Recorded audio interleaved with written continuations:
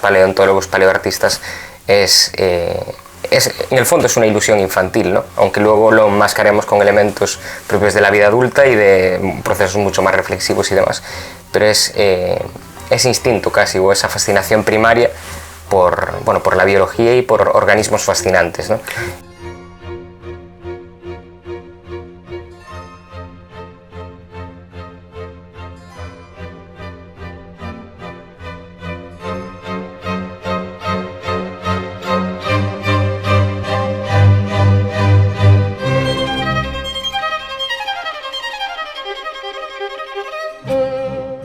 ¿Qué tal, Nacho?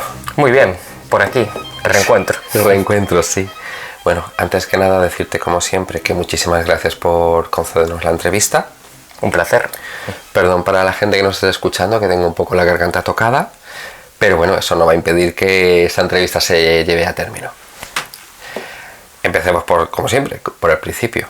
¿Cómo empezó tu gusto por la representación de estos ecosistemas y la modificación de animales extintos a tu gusto, con tu diseño y a tu estilo?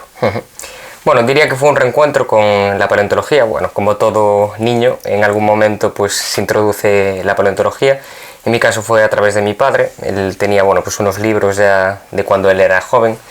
Y bueno, me lo introdujo desde muy pequeñito. De hecho, él siempre comenta que lo primero que hice, pues me cogía la mano y dibujábamos juntos. Y bueno, seguramente la primera cosa que dibujé fue un dinosaurio.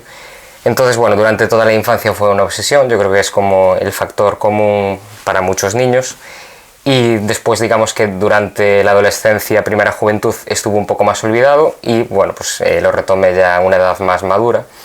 La forma de retomarlo fue un poco a raíz pues, de acceder a redes sociales, ver que había pues, un mercado emergente de reconstrucciones de dinosaurios, que el paleoarte pues, había retomado empuje y fuerza. Y bueno, realmente el enfoque de cara a los dioramas fue como una forma de reconstruir una imagen, ¿no? Yo de pequeño ya había me había acercado un poco pues, a hacer maquetas o a hacer bases donde establecer figuras y demás. Lo había experimentado de algún modo y bueno, fue un proceso un poco natural de retomar pues, ese contacto con los modelos de dinosaurio, porque también hubo una vena coleccionista cuando era pequeño. Siempre coleccioné animales, figuras de dinosaurios cuando era muy pequeño. Y bueno, pues un poco por esta nueva visión del paleoarte y demás, vi como la necesidad de que para darle cierto tono de realismo, pues los modelos necesitaban como ese ambiente, ¿no? Y fue un proceso muy progresivo, la verdad. Digamos que la forma de verlo va evolucionando con uno y a su vez pues con el contexto del paleoarte y de la paleontología en general, ¿no? Que va tomando pues una dimensión cada vez más presente. Y bueno, eso enriquece tu punto de vista. Luego también conoces gente pues, que te enriquece muchísimo y que te da otros puntos de vista, y bueno, pues ese es un poco el resultado de la evolución. Así que realmente el surgir de, digámoslo así, el ente de paleodioramas, ¿no? Es en base a querer reconstruir bien aquello que tú has ido adquiriendo como conocimientos, ¿no? Gradualmente, ¿no? Sí, tanto por parte de eso como un poco el gusto por ofrecer una visión tangible, ¿no?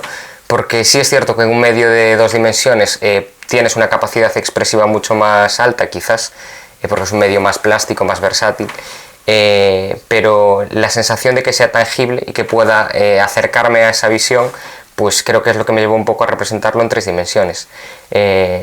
Siempre fue un poco como esa ensoñación, ¿no? De poder pues aportar una sensación real de un mundo perdido. Entonces, bueno, es un poco ese gusto por intentar recrear escenas de un mundo perdido pues a través de medios físicos, para pues, poder viajar un poco más hacia esa sensación. Yo creo que eso es un poco como la búsqueda del punto de partida. También pues, retroalimentado por ver museos de ciencias naturales donde hay pues, reconstrucciones de ecosistemas que invitan mucho pues, a trasladarte a esos espacios. Y bueno, también creo que es como un elemento que está poco explotado o explorado pues a nivel museístico, a nivel artístico y demás. No sé la razón, pero entiendo, por ejemplo, que a tamaño a escala real es una limitación técnica muy grande poder Claro. mostrar pues, un paisaje extinto, porque además faltan muchísimas piezas. Pero Imagínate ya los árboles mismos. Sí, claro. Intentar hacer un bosque. sí sería... Necesitarías el espacio de un bosque para poder representar Totalmente. un bosque, ¿no? Sí. Claro. Supongo que es un poco la motivación principal, ¿no? Como tú, digamos que, bueno, tú y cualquiera que quiera adquirir, ¿no?, una réplica de un animal extinto de este tipo, ya sea un dinosaurio, ya sea mesozoico, cenozoico, el hecho de que la pieza como tal ya está en una escala reducida, eso te invitó de alguna manera a representar ese ecosistema de un modo más reducido y ajustado a la escala de ese animal, ¿no? Sí, totalmente. Creo que es el foco que admite eso, ¿no? Pues moverte en unas dimensiones que permitan pues abarcar mucha más superficie. Porque al final, claro, lo que dices tú, ¿no? A tamaño real, pues sería casi absurdo, ¿no? Incoherente, pues representar una conífera de gran tamaño cuando existen, evidentemente son especies modernas, pero incluso por la información. Tú, en un margen de escala más reducida, aunque seas muy detallista, el margen de información que presentas siempre va a ser más reducido que a una escala de tamaño real, ¿no? Entonces, precisamente esa falta de información haría pues que hay una presencia de huecos excesivamente grande como para poder pues representar eso de forma creíble, ¿no? Claro. Y con respecto a la representación, siempre buscas, digamos, inspiración en ecosistemas actuales, buscas la información del ecosistema, del paleoecosistema, lo buscas ese tipo de base, digamos, esa documentación para tú representar ese diorama, o directamente buscas un poco al tuntún y dices, no, mira, pues aquí voy a ponerle ginkgo biloba porque me gusta, y aquí voy a ponerle helechos porque todo el mundo sabe que hay helechos por todas partes. Pues bueno, un poco como todo, volviendo también al origen, fue un proceso de evolución, ¿no? Y a medida pues que experimentas más, tienes más herramientas, más mecanismos, conoces a más personas, pues digamos que se va puliendo el proceso, ¿no? En un inicio siempre intenté de algún modo ser riguroso. Lo que pasa es que mi alcance para ser riguroso tanto a nivel mecánico como a nivel de investigación pues era más limitado, porque las fuentes que manejas pues no son las idóneas o son muy generalistas. Recuerdo haber, por ejemplo, comprado el libro de Dinosauria, que se utiliza, bueno, pues en la universidad en Estados Unidos y demás, porque, bueno, digamos que era como un manual de información como muy complejo, muy bien estructurado, muy técnico. La verdad fue como difícil ponerse a leerlo o abordarlo. Y luego, pues la gran limitación técnica era, vale, ahí está vegetación, pero ¿cómo puedo trasladar yo eso al medio manual, ¿no? Y bueno, pues a medida que evolucionó el proceso, pues diría que ahora casi tengo una metodología bastante definida, bueno, de la cual tú formas parte también de algún modo, porque Paleológica pues siempre me ayudáis con la información, con los papers. Entonces, pues evidentemente hay un primer proceso que es de investigación, de ver toda la información que hay recopilada sobre el ecosistema, y pues a partir de ahí ya empiezo a visualizar un poco la escena. El paleoarte también pues de algún modo me da unas fuentes o unas referencias que son muy útiles, porque aunque tú tengas la información, bueno, al ser humano le cuesta mucho poder imaginar o configurar cómo sería un ecosistema. También hay mucho del mundo natural de lo que beber, porque al final es algo inigualable, ¿no? Quiero decir, aunque intentemos generar lo que ofrece la naturaleza es inalcanzable. Claro, la naturaleza siempre va a estar por encima. Sí, sí. La realidad Totalmente. supera siempre la ficción. Entonces, bueno, esa fuente siempre está ahí, ¿no? Es un poco una combinación de una primera base de acercamiento hacia lo que sería el ecosistema, los elementos que hay que lo constituyen, lo que se sabe. Bueno, también sabemos que hay ecosistemas de los que hay mucha más información actualmente y otros pues que están aún por descubrir y por investigar. Y bueno, luego evidentemente pues influencias, tanto eso de paleoartistas como del mundo animal, como de personas que tienen mucho conocimiento al respecto y bueno, generan comunidad y se comparte información. Y bueno, pues esas son como las etapas iniciales. Una vez que ya tienes como más o menos la generalidad del contenido que quieres trasladar a lo físico, pues empiezas ya a organizar un poco más la escena. ¿Qué elementos puedo conseguir? Empiezo a indagar qué materiales puedo abordar yo, cuáles necesito conseguir para poder generar esa sensación, y poco a poco va tomando forma. Diría que la parte así que más me mueve es el momento en el que ya entiendo cómo va a ser la escena. Luego puede haber evidentemente variaciones, un margen de variación, pero ese momento para mí es maravilloso. Porque claro, yo me imagino que helechos, palmeras, árboles genéricos, todo eso dentro del mundo de la representación de dioramas y del mundo de la miniatura, es hasta fácil encontrar algo así, porque es como, bueno, un helecho es como muy mundano, es muy habitual, ¿no? Un árbol genérico, pues sí, ¿no? ¿Será que no hay troncos impresos en resinas para poder hacer y los típicos tutoriales, ¿no? Que se vende la gente ahí con la copa, que le ponen como un poco el adhesivo y le echan por encima los copos de las hojas y todo, ¿no? Y van haciendo toda la copa entera del árbol. Pero cuando te encuentres en la paleobotánica, por ejemplo, en mismamente la Visellia reticulata, ¿no? Dices, vale, ¿cómo consigo crear en un diorama en el que mayoritariamente la flora autóctona del lugar era la Visellia reticulata? ¿Cómo consigo meter y crear esa Visellia que no existe en ningún sitio? Realmente eso fue gracias, en este caso, a PaleoChris, ¿no? Que, bueno, le propuse la opción de aventurarse en paleobotánica y, bueno, pues dándole X referencias, enviando el paper también, con la descripción, y, bueno, pues dio pie a crear los primeros modelos de paleobotánica, que realmente, bueno, no digo que no hubiese alguno previamente, que siempre hay pues algún modelador que experimente y demás, pero no es algo que esté al orden del día, ¿no? Y con lo que mencionabas un poco a los genéricos, ¿no?, de modelismo, sí los hay, pero igualmente, aunque los haya, es muy difícil encontrar elementos que cumplan unas características suficientemente, ya no voy a decir precisas, sino meticulosas o elaboradas como para que generen una sensación de realismo, ¿no? Y eso fue un trabajo también muy complejo, encontrar con, bueno, pues algún tipo de empresa o de, bueno, de entidad que pudiese suministrar pues ese tipo de material con un grado de realismo pues certero, ¿no?, que sea adecuado. Y es complejo también jugar el balance entre elementos que sean modelados, cómo generar acabados de pintura para que sean realismo, cómo integrarlo con material, por ejemplo, que es algo que empecé a hacer hace años. Bueno, tampoco es que lleve muchos años haciendo esto, pero en los orígenes lo primero que me planteé fue cómo hacer preservación de elementos naturales, ¿no?, porque al final son las estructuras así más precisas y más orgánicas. Claro. Entonces, cómo integrar elementos pues más naturales con elementos completamente pues modelados o ajenos a lo natural. Sí, artificiales. Sí, artificiales. Sí, estaba dándole vueltas para... pues es complejo, ¿no? Ese equilibrio es, yo creo, que lo más complejo de abordar.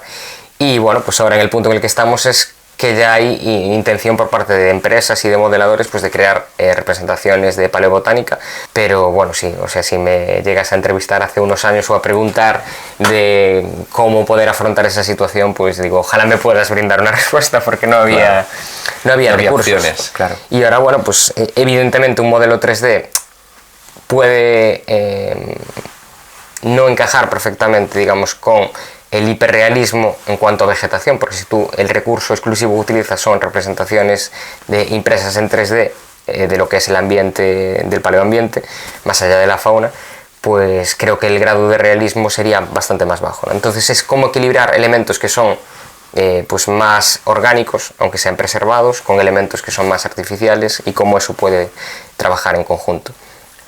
Porque la faceta, por ejemplo, tuya, ahora que comentabas antes, ¿no?, de que también lo pintabas. Digamos que, bueno, ya hemos entrevistado anteriormente a personas que se dedican al pintado de esas réplicas, ¿no?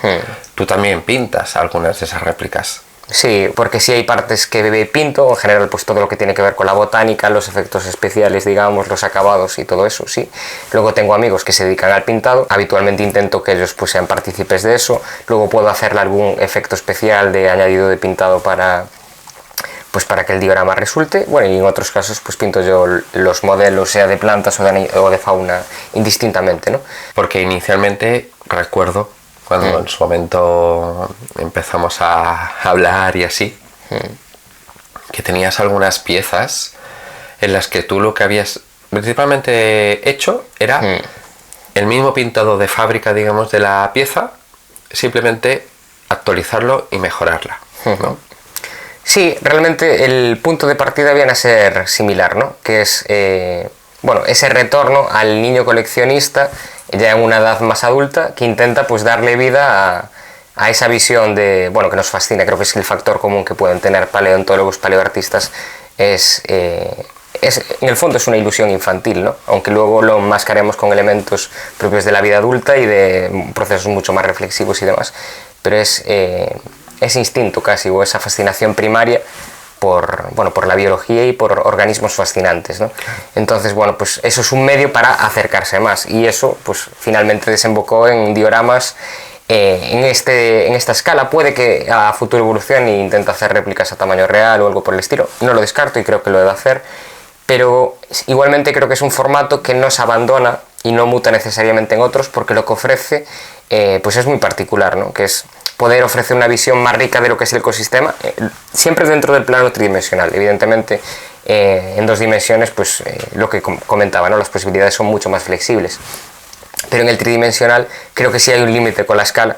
Entonces creo que es un nicho concreto. El hacer una escala más pequeña permite pues mostrar eso, escenas más complejas, ¿no? Más elaboradas, interacciones pues más específicas. Y bueno, ya mis sueños a futuro en ese aspecto pues sería hacer una gran maqueta, como lo que sería una 1:1, pero en una escala reducida.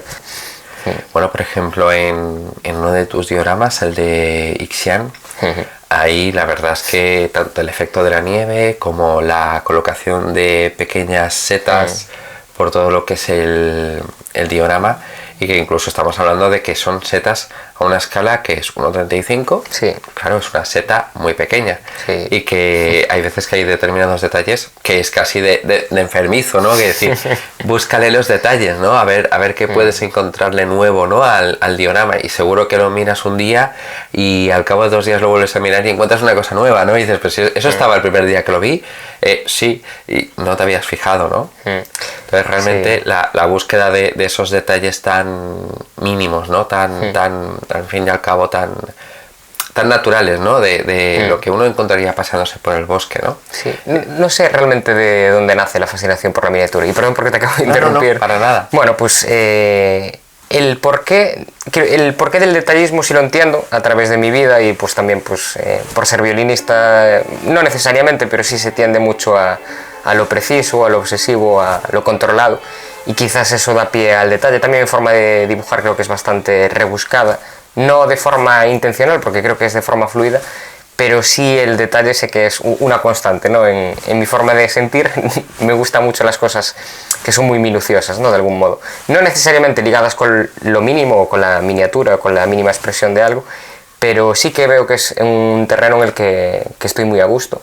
Y luego la satisfacción de que eso tenga algún peso, de algún modo, pues es mucho más grande, ¿no? Por ejemplo, en el caso de Ixian que mencionabas, logré encontrar unas estructuras naturales secas que me permitían elaborar unas flores que como tal, bueno, son de las primeras flores que hay registro con el perianto floral, que es la estructura pues externa con los pétalos y sépalos, ¿no? Y bueno, pues yo hice un poco como mi interpretación, que es una pena porque realmente no hay ninguna representación paleoartística, paleobotánica de la flor. Y pues ahí tuve que aventurarme, ¿no? Decir, bueno, esta estructura, el fósil, pues indica un poco estas tendencias, que realmente es una aventura por mi parte, porque no hay una base sobre la que asentarme y decir esto sería exactamente así, ¿no? Pero estaba a un nivel de preservación muy elevado. Y bueno, por ejemplo, para mí es emocionante pues poder integrar en Yixian, que hay muchos casos de estas flores, a un nivel mínimo. Es lo que decía, si fuera escala 1:1, evidentemente las limitaciones de la representación de esa flor estarían mucho más controladas que pues algo que mide milímetros. Pero bueno, siempre intentando ajustarme al máximo, buscando la máxima información, viendo reconstrucciones que sí hay en el paper, por ejemplo, de la flor. No lo hay con color, tampoco sé si se hizo algún estudio que pueda indicar pues, qué coloración tendría. Normalmente intento también que siga una lógica pues más consistente con los colores, porque eso sí que lo vemos en ecosistemas a día de hoy, ¿no? Sí, claro. Que, la relación con el clima, bueno, que todo está completamente relacionado, ¿no? No hay, sí puede haber algún elemento casual para nuestra lectura, pero que todo forma parte de un orden invisible. y que estéticamente tenemos la predisposición a entender ciertas cosas también, ¿no? De cómo se comportan. Entonces, aunque no sea algo que infieras de forma precisa, porque es que no deja de ser arte, o sea, en ese punto hay muchas lagunas realmente, ¿no? Intuitivamente sí puedes generar cierta coherencia, y en ese caso, por ejemplo, sí, claramente los ecosistemas actuales pues son una fuente de inspiración clara. Entonces, una vez ya has elegido, digamos, el ecosistema que quieres representar, los animales que quieres poner, ¿cómo empieza todo? Explícanos un poco porque evidentemente tendrá infinidad de pasos, pero así en modo breve, digamos, o en modo resumido, paso a paso, ¿cómo abordas la elaboración de ese diorama? Ya una vez ya elegidos los elementos que quieres representar, visualmente ya tienes un poco el planning mental, ¿no? De quiero representar esto, así, y con estos animales, ¿no? ¿Te haces algún tipo de boceto? ¿Te haces algún tipo de mapeado de alguna clase? ¿O vas a saco, dices, mira, esto es la superficie, voy colocando elementos y a ver lo que sale? Diría que no es un proceso lineal, también depende de cada maqueta, en qué momento la aborde, porque a veces pues, si tienes más experiencia pues decides a lo mejor afianzar ciertos materiales, otros experimentar mucho más, y bueno, hay otras que sí voy a hacer o que estoy haciendo que sí estoy anticipando, ¿no? Ya estoy forzando un poco a ir definiendo cuestiones. Lo que sí yo creo que es un proceso muy mental, de que estás en tu rutina del día a día y tu mente sigue trabajando y vienen imágenes y vas definiendo aspectos y demás, y con los materiales pues es más de lo mismo, ¿no? Vas investigando, hablando con personas que los manejan y bueno, pues definiendo cuestiones. Así a bote pronto lo que puedo decir es lo que es una constante, casi siempre pues el punto de partida es la superficie a la que me tengo que remitir, ¿no? Llegará un momento que sea pues algo mucho más flexible o libre, también depende si es un encargo que alguien me hace o es algo que yo decido hacer. Si es algo que yo decido hacer, pues está sujeto a un espacio concreto de momento, a futuro pues ya veremos. Y luego pues encargos, hubo un caso por ejemplo para un documental en México, por el tema del impacto del meteorito y en Chicxulub, el cráter y demás, y querían pues hacer una escena basada en la extinción de los dinosaurios, ¿no? Que es un poco como uno de los grandes tópicos. Del momento al caer el meteorito. Sí, luego eso lo definimos porque fue interesante. Hubo un documental a raíz de una entrevista que se le hizo a Robert de Palma, de un proceso de investigación de los últimos registros fósiles que hubo en Tanis, en Hell Creek, porque hay un momento, digamos, en la división del Cretácico Paleógeno, donde pues prácticamente no se encuentra ningún registro fósil y estaban intentando pues datar cuáles eran los últimos registros, ¿no? De fauna, un poco para también definir que la cronología en un lapso de tiempo bastante preciso, porque ya no es en miles o millones de años, sino en horas o minutos incluso, cómo pudo afectar el evento. En principio no habíamos definido ningún punto exacto para representar el diorama, pero bueno, un poco a raíz pues, de hacia dónde apuntan los focos de investigación, la distancia con relación al cráter y demás, pues caímos en el obvio Hell Creek, concretamente en Tanis y demás. Y básicamente lo que hicimos fue intentar ajustar el diorama siguiendo un poco este documental, los papers que publicaron y demás, un ratio pues de unas horas concretamente, a lo mejor un lapso de 2 horas de lo que podría haber pasado, ¿no? Y el diorama pues pretende pues evocar un poco pues desde la caída de las eyectas, los incendios forestales, los tsunamis o los seiches, digamos los tsunamis interiores, ¿no? Del mar interior, de los lagos, el alcance de cada evento porque tuvo como una cronología o es lo que se espera, ¿no? Luego también los terremotos de alta magnitud y pues reflejar un poco esos procesos de destrucción masiva, del modo que tú al ver la maqueta pues puedas intuir en qué momento estamos, o sea, qué eventos catastróficos hubo previamente y cuáles lo van a suceder, ¿no? Y bueno, eso fue muy emocionante. Y bueno, respondiendo a la pregunta inicial, que ahora ya la llevé a otro término, bueno, un poco las cuestiones de materiales, sí hay materiales que son estables, de algún modo, pues el poliestireno extruido, espuma de poliuretano, el fimo, arcillas poliméricas, arcillas de secado al aire, siliconas, resina epoxi, que bueno, ya os conté realmente la anécdota con con la resina, porque sí que es un material que creo que da unos resultados muy satisfactorios, muy impresionantes directamente. Es la que hay que tener respeto. Sí, pero que claro, es un adhesivo tremendamente potente. De hecho, preguntando al soporte técnico cómo eliminarla y la respuesta fue acuchillándola, que no había como ningún tipo de disolvente, ¿no? Modo psicosis. Sí, totalmente. Yo me quedé muy sorprendido y dije, bueno, pues vale.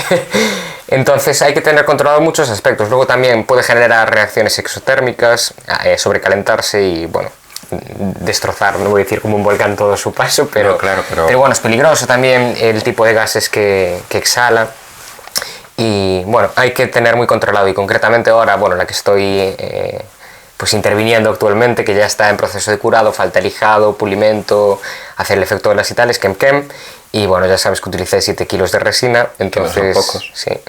Es una primera toma de contacto con una cantidad tan grande de resina. La resina epoxi sí la utilicé muchas veces porque creo que no hay nada que iguale la sensación del efecto de aguas, de masas de agua. Y bueno, realmente las representaciones de paleoambientes, la mayoría pues tienen de algún tipo algún elemento acuático o acuoso. Claro, si no lo fosilizaron.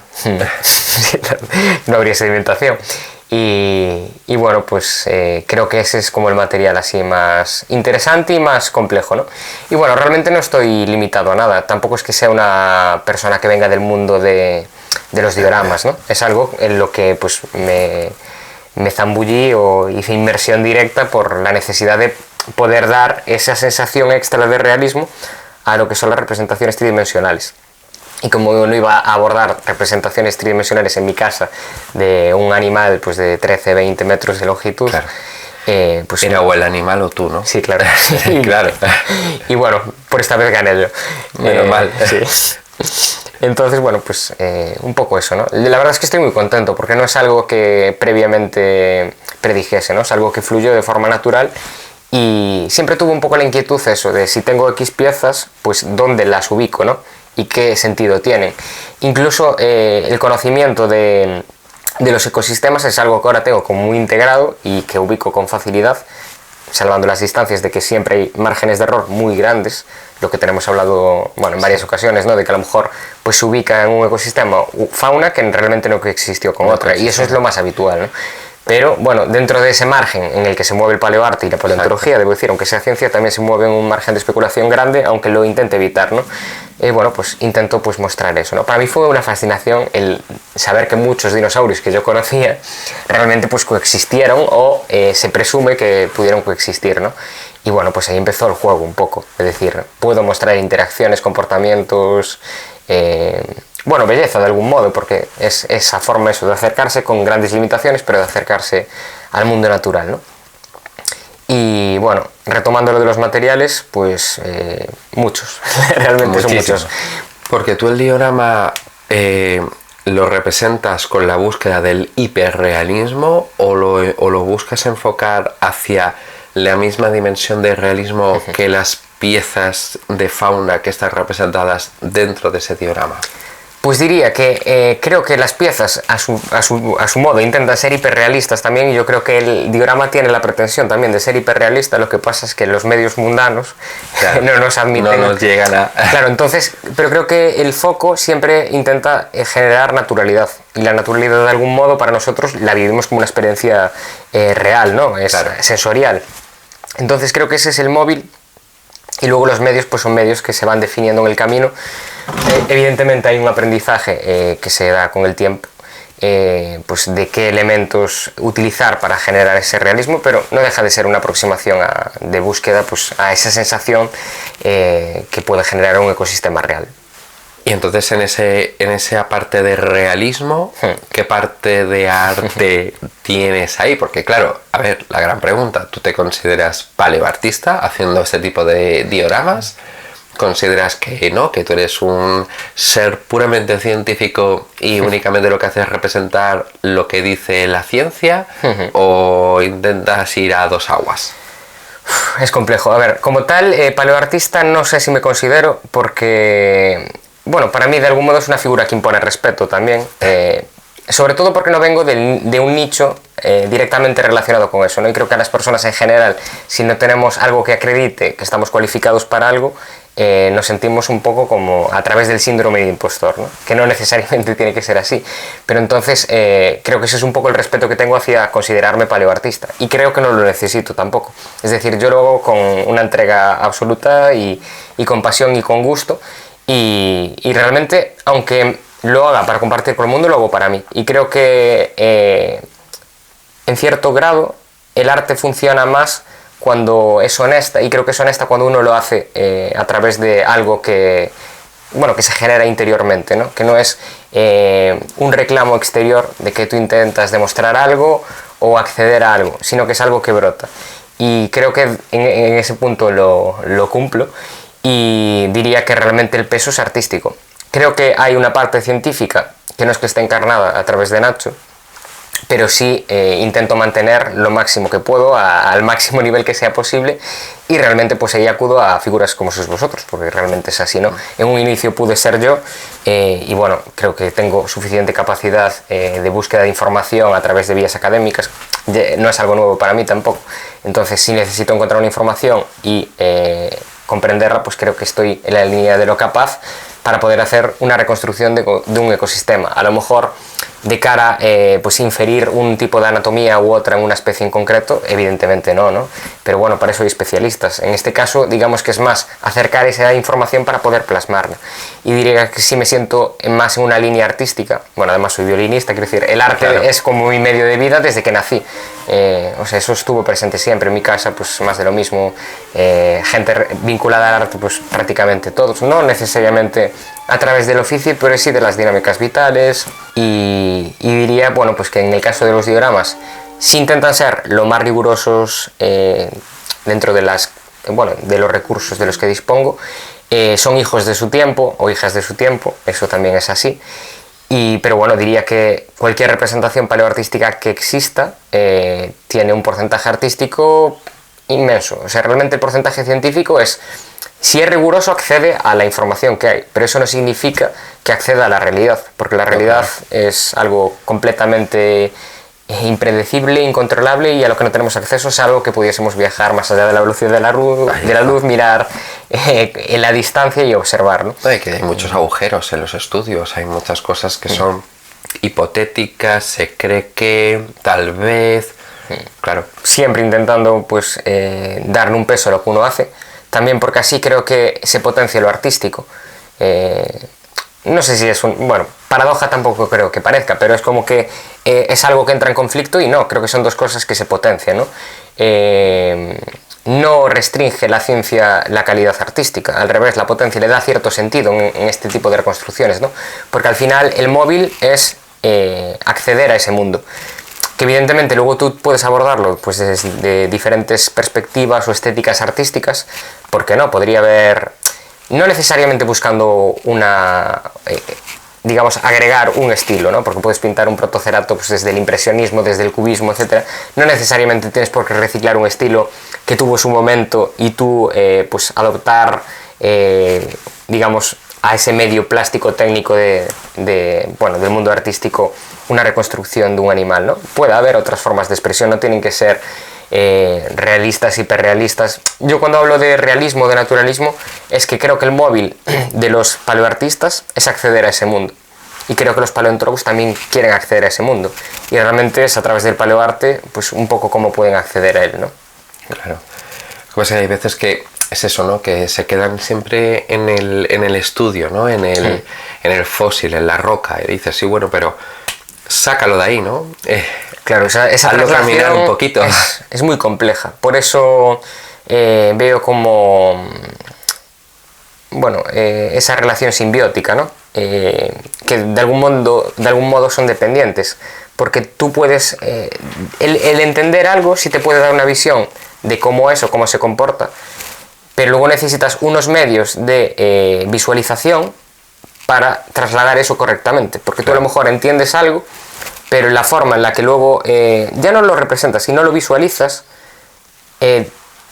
está en disonancia con lo que entiendes, y creo que esa es la mayor complejidad que hay entre la paleontología, el paleoarte y ambas figuras, ¿no? La del paleontólogo o paleoartista. Por eso, de algún modo, si es un paleontólogo o paleoartista, puede abordar eso, no necesariamente también, porque al final el ser humano tiene muchísimos sesgos, lo cual es, bueno, no sesgos necesariamente intencionales, pero tenemos como una visión muy propia, ¿no? Y a veces pues hay tendencias que nos arrastran o que nos llevan a ver las cosas de un modo, y creo que nadie está libre de eso también. Claro. Aunque intentemos ser muy neutrales, muy objetivos, siempre hay un poco implícito en eso. Y por ejemplo veo que a través de la ilustración científica muchas veces no deja de ser una forma de representar algo desde una especie de prejuicio. No es que sea un prejuicio adoptado, pero sí que, y con esto, o sea, es muy necesaria la ilustración científica, pero digo que hay como ciertos clichés en función desde dónde abordas algo, que a veces la forma de tratar ese algo pues se mantiene en esa dimensión, ¿no? Pues que a lo mejor intentas no excederte en determinados aspectos, y eso a lo mejor te limita en generar una sensación de realismo más grande. Es decir, hay un tratamiento que a lo mejor no está suficientemente entendido, aunque tú el foco lo pongas en la ciencia y en ser lo más preciso, ¿no? Pero no por ser más preciso necesariamente tiene que ser a lo mejor una imagen en perfil y no puedes tener pues diferentes vistas, o puede estar integrada en un ecosistema. O, bueno, sí, por ejemplo, ahora me viene así un poco a la memoria. Hace ya mucho tiempo vi un par de ilustraciones científicas, ¿no? Y era bastante curioso porque era de un guepardo. En una, el guepardo estaba, pues eso, en un plano perfil casi perfecto, en una posición neutra, tranquila, tal, ¿no? Y en otra, el guepardo estaba en una posición de tensión absoluta porque estaba a punto de iniciar carrera. Claro. El juego de sombras, el juego de luces, el cómo se marcaba el músculo, todo eso, en esa segunda ilustración era increíblemente más artística que la anterior. Pese a que a lo mejor, probablemente, a nivel de precisión anatómica, el anterior, o sea, el más basiquito, era muchísimo mejor que el otro. Pero la sensación de la elegancia, la potencia que tiene ese animal, se pierde en el más preciso. Y a veces un poco es eso, ¿no? El equilibrio entre, a lo mejor, el intentar hacer algo tan preciso te genera tantos miedos de si lo hago moverse, si lo hago cambiar, si lo hago modificar su neutralidad, a lo mejor perderá por el camino elementos que he estado investigando durante mucho tiempo para conseguir que los tenga, ¿no? Entonces parece como que siempre hay como esos miedos del giro, ¿no? De lo dinámico, de lo jolín, es que estos animales se movían, ¿no? O sea, no los pongamos estáticos, no los pongamos quietos, ¿no? De hecho, muchas veces es una cosa que además ya lo hemos hablado tú y yo más de una vez, ¿no? Con el tema de la representación de los dioramas. La representación de los dioramas no tienen que ser animales en un plano perfecto, neutro, quietos. No. Al contrario, tiene que ser un momento del tiempo congelado.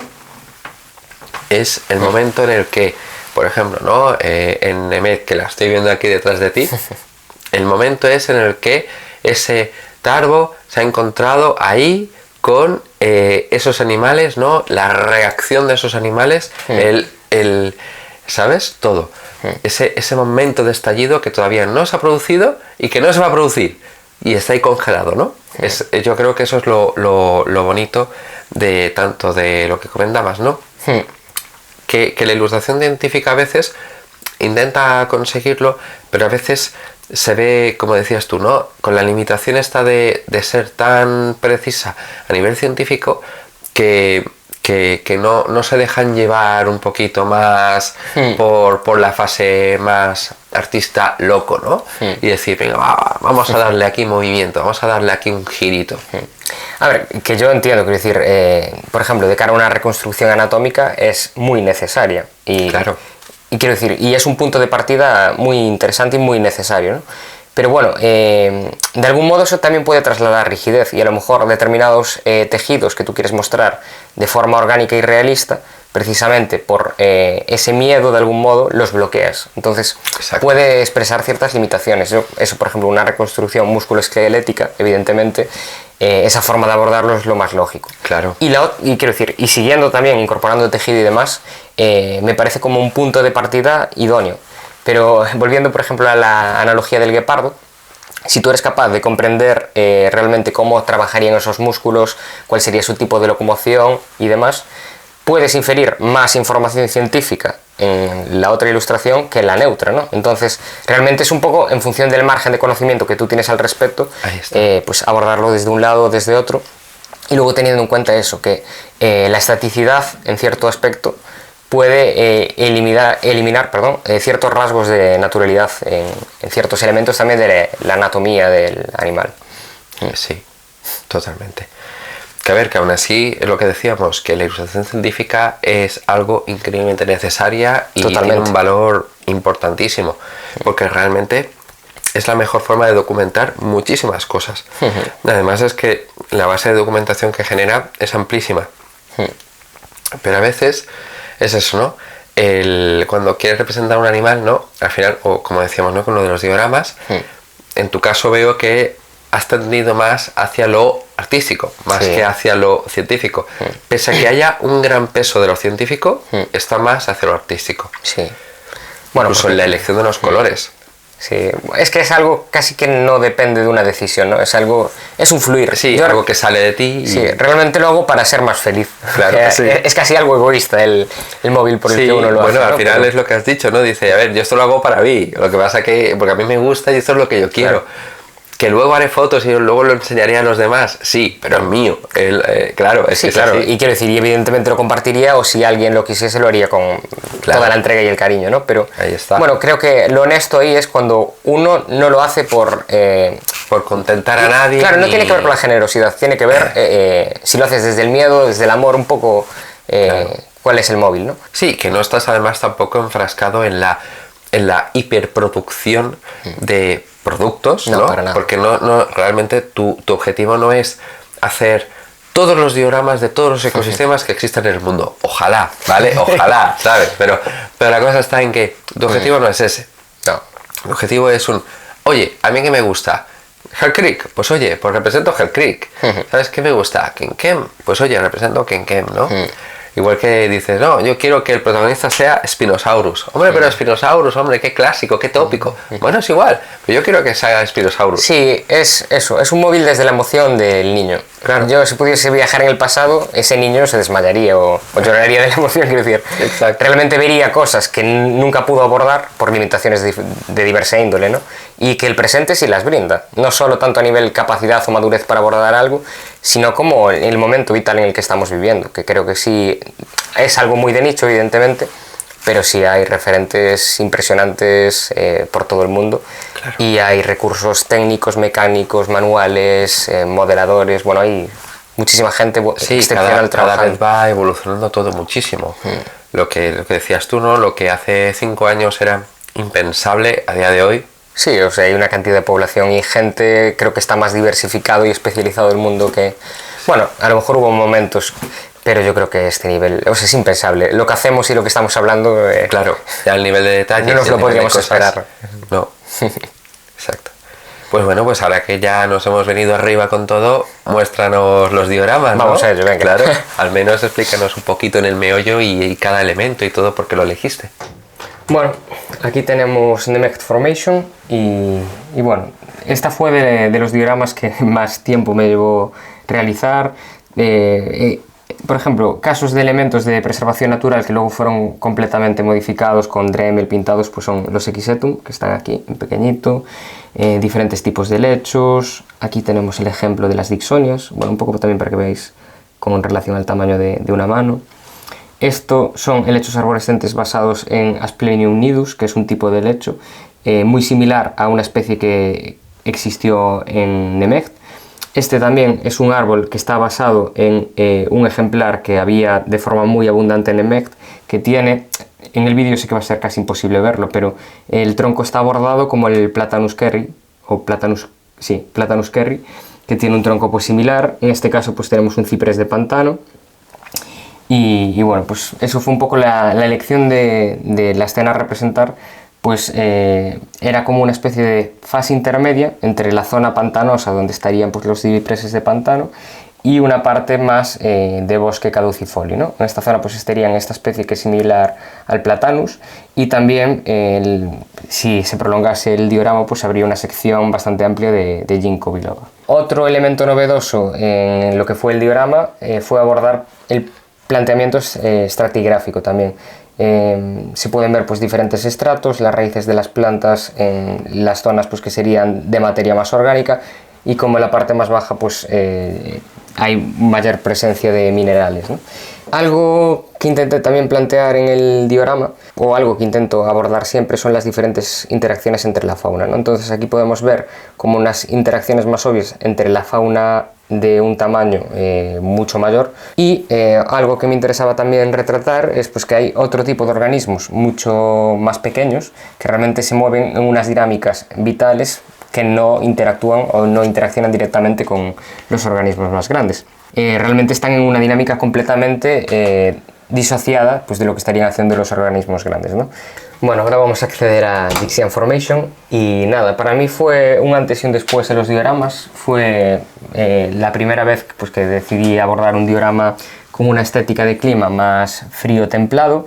El paisaje lo que representa realmente es como una transición entre el otoño y el invierno, que quizás no habría, bueno, lo más probable es que no hubiese climas estacionarios, pero sí un poco por la altitud y el tipo de ecosistema en el que se ubicaba Gixian, sabemos pues, que las temperaturas medias que habría serían bastante más frías que en muchas otras regiones y en muchos otros momentos del Mesozoico, ¿no? Entonces esto pues intenta un poco retratar ese momento de una posible nevada, con presencia pues, de algún hongo que sí se sabe que habría en el Cretácico, algún tipo de seta, hay algún retazo de lo que es Lingia enanthus, que es pues, un tipo de flor, y bueno, que se encontró en Gixian. Y algo que intenté pues, retratar también es Gixian es una formación muy especial porque es una de las cuales sabemos pues, el mayor número de dinosaurios con la pigmentación definida, ¿no? Entonces en Gixian pues tanto Psittacosaurus, que está en esta zona, como Sinosauropteryx, que hay 3 ejemplares, como Bipiosaurus, como Caudipteryx, pues se saben la coloración que tendrían, ¿no? Y de ahí un poco pues la elección de colores más otoñales, más pardos, la presencia de la nieve con el patrón claro de Eutyranus, y bueno, un poco el foco central de este diorama fue intentar retratar la sensación pues de camuflaje de la fauna. Bueno, pues aquí está Kemkem, aún sin acabar, pero en las últimas fases. Y bueno, pues un poco lo que intenté es enfatizar el ecosistema pues, de río de un alto volumen de agua, también el tipo de vegetación que crecería en determinadas zonas de Kemkem. Normalmente se representaba como un paisaje de manglar. Intenté mantener esos elementos, pero con la vegetación pues, que a día de hoy pues, se estima que habría. Pretende pues, reflejar pues, lo que sería una zona acuática próxima a los márgenes de un río muy caudaloso, y la novedad un poco en este caso pues, es intentar recrear un poco la estética de un manglar, pero teniendo en cuenta pues, que en esta formación el tipo de vegetación que habría no sería la equivalente a los manglares actuales, y se sabe, o actualmente se infiere, pues, que el tipo de lecho arborescente que crecería sería Visellia reticulata.